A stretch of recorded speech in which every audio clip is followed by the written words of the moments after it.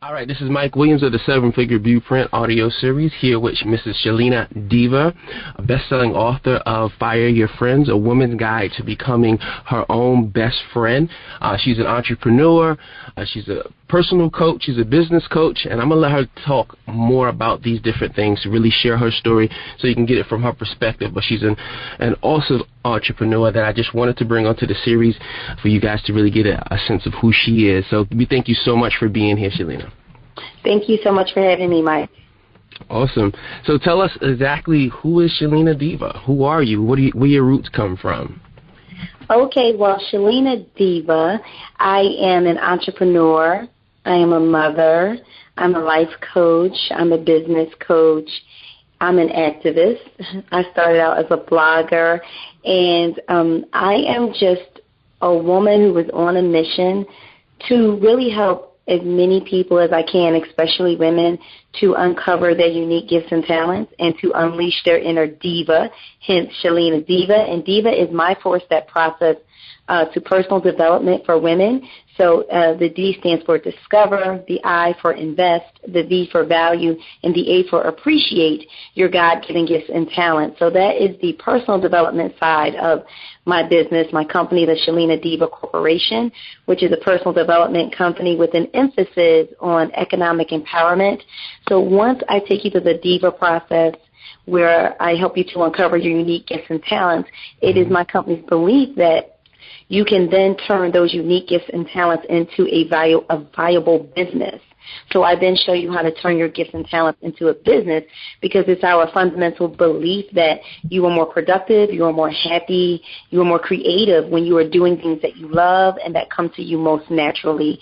And that is my story. From a young child, I grew up in Bartram Village housing projects in Southwest Philadelphia, plagued with drugs and violence. And for me, I always had this big imagination.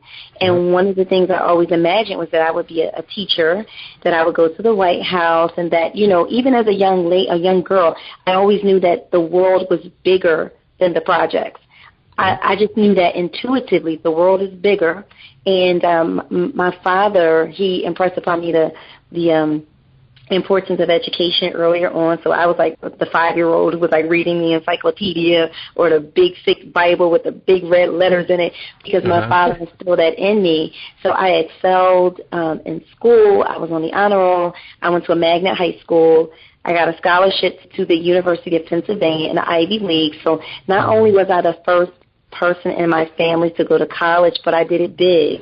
I had a full 4-year ride to the University of Pennsylvania, which is an Ivy League university, but I turned it down to go to Duke University instead, and I received an equivalent scholarship, a little less money, but it was still an equivalent, because, like I said, going back to me being a little girl, I knew that there was more to life than the projects, than South Philly, than Philadelphia. And by the time I graduated from high school, I wanted to see more of the world and experience it. So that was the driving factor that made me choose Duke University. So at the heart, I am a scholar. I love to learn. I love self-education, and I love wisdom, and I love, cultivating it, and I love sharing and teaching. So as a little girl, one of the things I wanted to be was a teacher. And as I got older, I realized I don't want to be a teacher in a classroom. I don't want to be a college professor. I wanted freedom. So I've learned that I am a teacher right now, but it's just not in the traditional sense of being a teacher. That is awesome. Now, before you started your online business, though, where was your career heading before you actually made that decision to be an online marketer and to build your business? Okay, well, straight out of high school, I got an internship at Inroads, and I started interning with a Fortune 500 company. So I would go away to Duke, and when I would come home during the winters and the summers, I would work for them. So I was in it was an insurance company, and I was in the financial insurance sector. I just was not happy with that. So in 2006, after working full-time for 5 years after college, But all in all, being at that company for like 10 years, when they counted my summers as years, I just was like, corporate America is not for me. I didn't like the train ride. I didn't like someone being over my back. I didn't like the stress. I didn't like being in a cubicle. I felt like a caged bird. So in March of 2006, I left. So it has been 8 years since I left corporate. Shortly after that, I found my ex-fiance. We got together, and he is an entrepreneur himself. So he had a series of insurance companies, and for the first couple of months, I just kind of stayed home, just trying to figure out, my next move, what I wanted to do, because I had saved money, when I was in corporate. So that's one thing I would encourage people. Don't just jump out there. Make sure you save money. If you're working, make sure you maximize that 401k, maximize that match, because it will serve you later on. So I did that. So I was able to take some time. But then I started working for him and basically helping him run his business. And I did that from like 2007, early 2007 till 2012, when he fired me. We broke up. He fired me. But in the midst of that, in 2010 is when I launched ShalenaDiva.com, and I was just blogging. That was in 2010. So between 2010 and 2012, I had built a very formidable online platform, Facebook, YouTube, Twitter. So another thing I would encourage people, while you're working, build your platform. So that is what I did. So I was building my platform. I didn't know he was going to fire me. He fired me, but because I had that platform, once again, saving money, I was really able to do things like I wrote a book. I wrote a play. I started contracting with the school while still having my online presence. And some of the things I did online was I created a virtual women's empowerment coaching program with a business partner, and we did several sessions of that. It was successful. I did like a book publishing boot camp. That was successful. I learned how to make money off of YouTube.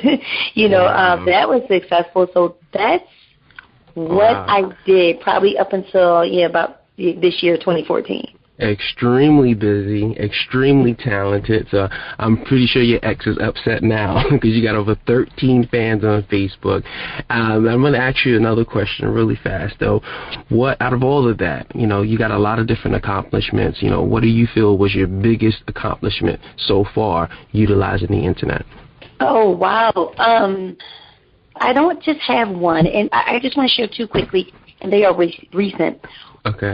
One is building my platform, because that is gold. You can leverage that offline. Because I had that platform, I was able to successfully launch a mastermind program recently, and once I moved past my fears and limiting self-belief, so I want people to know that I still struggled with that, even though I was very much a big online media personality. I still struggle with that because I had real life issues going on. Once I moved past that and I started looking at, okay, what can I teach people? What comes to me naturally I can teach? Once I did that, in 3 weeks, I made $30,000. Wow. So beautiful. That's a huge accomplishment. And I will plug for Mike Williams. Mike Williams played a big role in that for me, coaching me and helping me to move past, a lot of self-limiting beliefs that I had. So once I moved past my fear, I launched a mastermind. I was able to generate $30,000 in sales for my company in 3 weeks. And in November, and this was recent, in November, I made more money. But also with Amazon, for one of my clients, I am an Amazon bestselling author. I figured out a strategy for myself, but I fine-tuned it, I tweaked it, and for my client, I helped her book Shake Up Amazon, and she went #1, and she rivaled major books, the people who have TV deals. She knocked their books out of position. So those are two things that I'm really proud of, because what I did was I took what I've learned, I took what I knew, and I really put it to the test. Either I taught people or I just took it to another level. And what it did for me was it helped me to realize that I really am a genius in those areas. And that not only that, I can make money from it, good money, easily earned money for me. So that is what I'm about. Amazing. You took a social media platform, build your brand, put yourself in a position to be able to make over $30,000 a very short period of time. That is absolutely amazing. We salute you for doing that. Now, who do you think internet marketing is for? What type of person can you be to start an internet marketing business? I think I would honestly say people who are inclined to blog, or people who are inclined, you want to jump on YouTube and you just want to share. People who don't mind putting themselves out there to share their lives would be great for internet marketing, because you can tell them and I can tell them, if you think it's simply about putting a product online and people will buy it, you're delusional. That's delusional. People buy from people that they know, like, and trust. And by you sharing your personal stories, by you sharing, by you being a resource, by you constantly being in front of people, building that platform, that will really, those skills lend themselves well to internet marketing. So if you want to blog, if you want to be on YouTube posting your blog, your videos, you possess things that a marketing coach can't really teach you. They can teach you the strategies, but they can't necessarily teach you that, that other it thing that you need, because a lot of people, they don't want to be transparent. They don't want to be vulnerable. And when you're putting yourself out there, you will be judged. And people are looking at you. So if you have that personality, that gift for gab, or you love to be a resource, I think you would be great for internet marketing. That's awesome. Now, if you could go back to 2006, when you went out on your own in business, what pieces of advice would you have given your younger self? I would have told myself to believe in myself and to believe in my ideas, because for years, Mike, since I was a little girl, I struggled with always discounting myself. I would be the smartest girl in the class, too afraid to raise her hand, because I didn't want people, I didn't like the spotlight. But I always had ideas. And it was like, that's the girl with the big ideas. I mean, I always had ideas. One of my favorite quotes was from Walt Whitman that says, "I am large, I contain multitudes." I always knew that I was bigger than the space that I occupied, because I always had a global vision. I don't know where it came from, but I always had it. And so I would have encouraged myself in 2006, okay, I applaud you for leaving corporate America, but I would have not have taken so much time off. I think I would have hit the ground running with building my online platform. But there were internal things I needed to work on that were hindering me from doing that full out. Okay, so you're just saying you would have told yourself to just take all out massive action no matter what. Just do it. Just do it. And I can tell people this now that I am in this space where, I can think a thing and it can come to pass. Or, for instance, I was just like, okay, I want to partner with the bank. Locally in Philadelphia, and I want to teach them, my economic empowerment. I want them to sponsor me. I thought that about 2 weeks ago, and I just had this belief that whatever I envision, I imagine, I'm really able to achieve it. It's a reason why it was given to me. And just this week, I made 2 major banking connections, and they're like, come on, let's do it. So I would just encourage people, take action, because action eliminates fear. Fear melts in the face of action. And sometimes that's why, it's good to get a coach like Mike is my coach. It's good to get a coach because, you know what, you guys, and with me being a business coach, with my clients, I'm like, just trust me. If you do A, if you do B, if you do C, you will get D.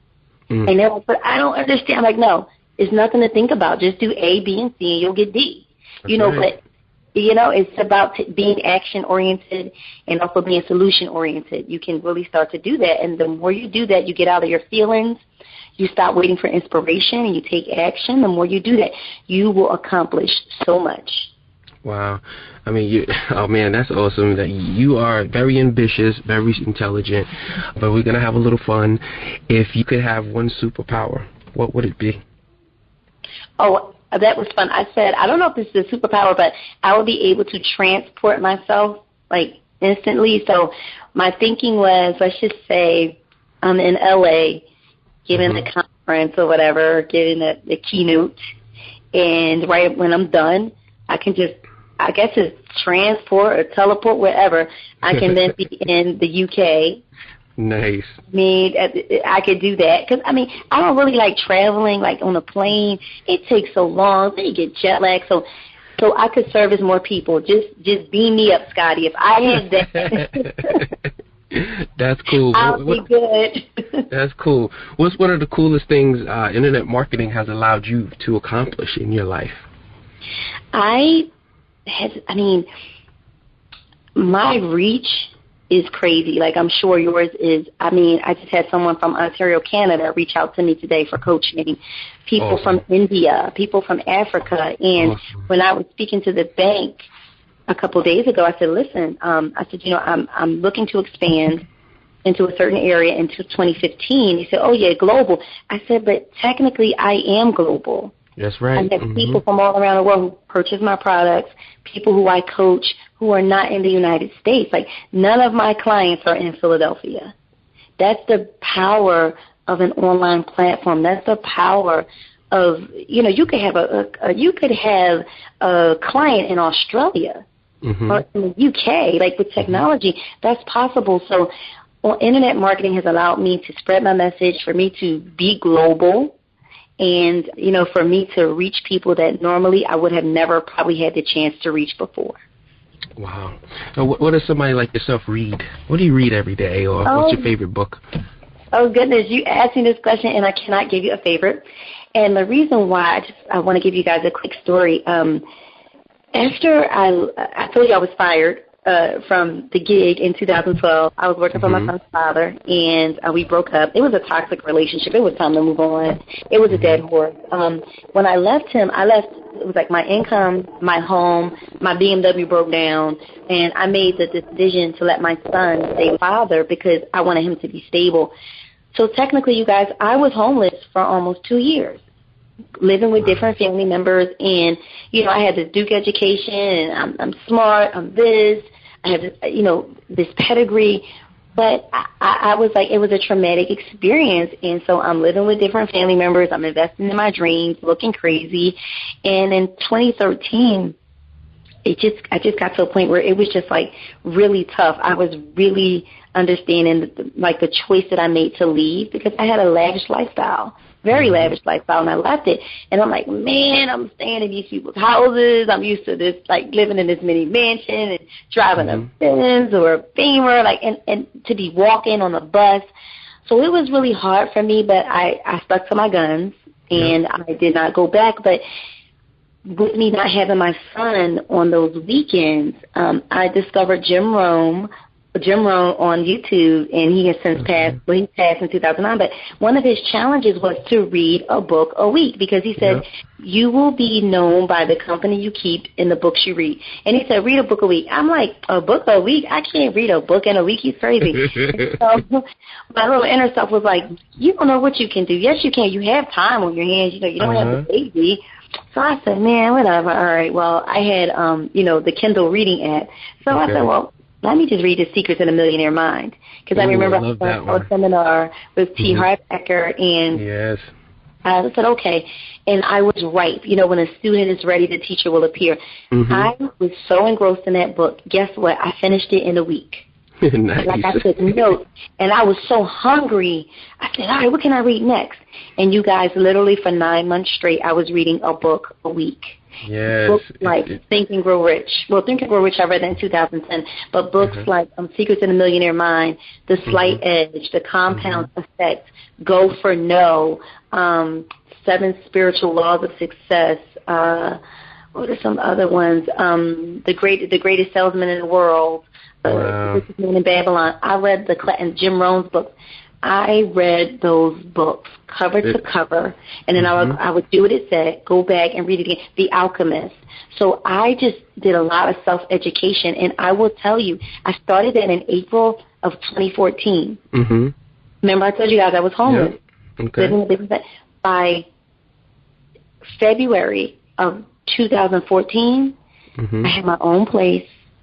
I started making money, And I was a much more grounded person. So not only did I read those things, I put them into practice. I meditated upon them, and my life changed. And I can now say a little over a year later, I'm like making 30 G's in 3 weeks. You know, I'm building a company. I'm expanding into the UK. So I totally believe in investing in yourself, and I would encourage people, pick up a book, but the key is it has to be a book that you're interested in. And also, this is a trick I learned. If it's a book you love, a great author will always turn you on to a book that has inspired them. And if you enjoy their book, check out the book that inspired them, and then you go and you read that book. Great and that's point. How you build the library. That is a great point, because I get a lot of my recommendations from the books I read. That is a great point. I didn't even think about that. Oh, wow. Great point. Oh, man, what's in the cards for 2015 for Mrs. Shalena Diva? Oh, gosh, there's so many things. Well, I had my conference. I'm doing my first ever conference in October of 2015 in Philadelphia. So after the Pope clears out in September, we're having our conference in October, which is big, and I'm just excited about that. So I have my mastermind program, which should be ending in April. So I'm hoping to create some Amazon bestsellers with that. That's, it's called the Best Selling Message Mastermind.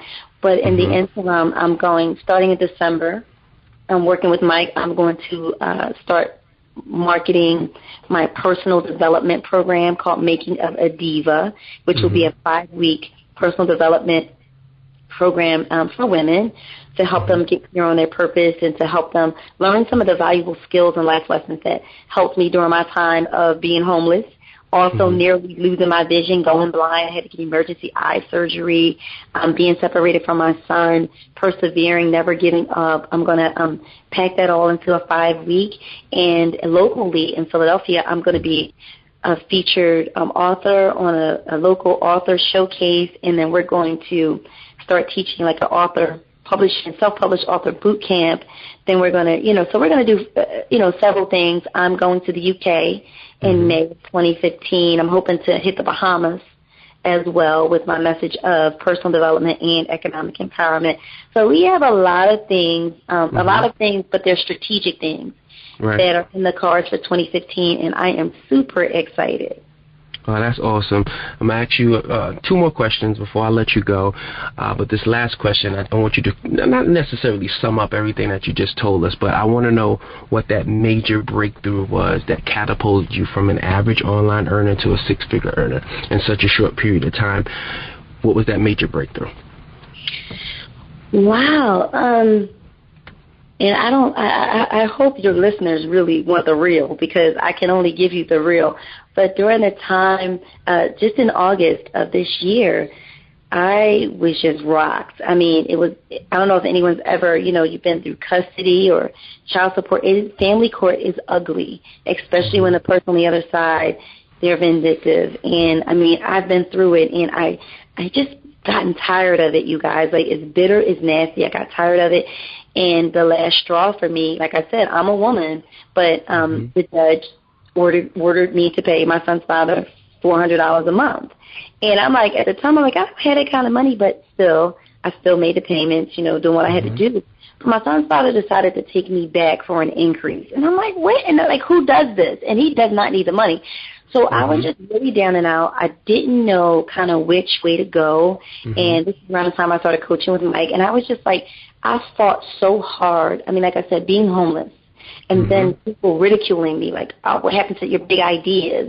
Look at her now. I really almost lost my vision, you guys. I nearly went blind, had to get emergency surgery. And I'm like, I'm fighting. I'm being the best person I can be. And it's like things just keep coming at me. And I just made a decision, like, even though these things are coming at me, I'm still going to stand.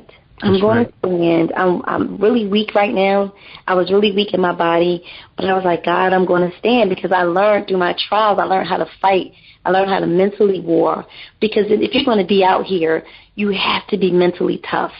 And my trials helped me to become tough. So I was just like, I'm tired, but I'm still going to stand. So I stood up to him. It was like David and Goliath. He was Goliath. And, he decided to back down. And that last time he decided to back down, I was in my room, and I just felt the clouds breaking from me. Like, the hardships that you faced, sometimes the lack that you faced, they were all for your good, but you're never going to be that way again.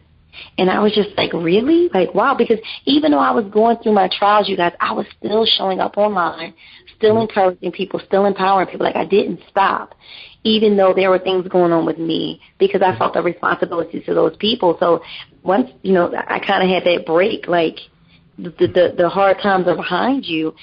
The next thing was to move past my fear. And ironically, I was watching an episode of Shark Tank, and Mark Cuban told a young lady, he said, I would invest in you. However, he said, your dreams, your family, your vision, your business has to become bigger than your fears so that they can help you move past your fears. When he said that, it struck me. It made me cry. Because, you guys, even though I'm online and, I have 14,000 YouTube subscribers, over 1.4 million views, I have 13,000 Facebook fans, I have 8,000 Twitter followers, so I have substantial social media real estate, okay? I was still afraid to become that leader. Someone told me, you got to become that alpha female. I was afraid to become that leader, still afraid to become that expert, because being an expert is a blessing and it's a curse.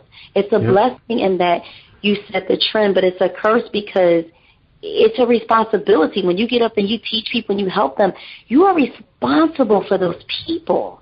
And when you put yourself out there, you will be criticized. Not everyone will like you. So you have to, it comes with the territory. So I was like, you know what? I have been playing small. I have not been playing full out. And I will liken my fears.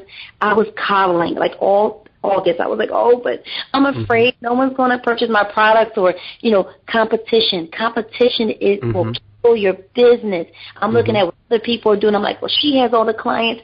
I won't get any clients. And imagine that fear being, how we swaddle a newborn. It's all precious and we coddle it and we hold it.